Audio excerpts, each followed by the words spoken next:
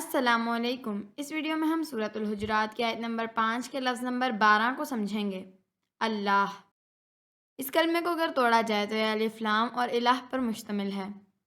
الف لام خاص کرنے کی علامت ہے، اور چونکہ یہ علامت ہے اس لیے اسے سرخ رنگ سے ظاہر کیا گیا ہے۔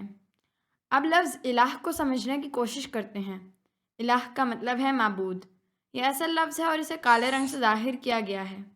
لفظ الہ کا تفصیلی مطلب جاننے کے لیے کارڈ پر کلک کیجیے۔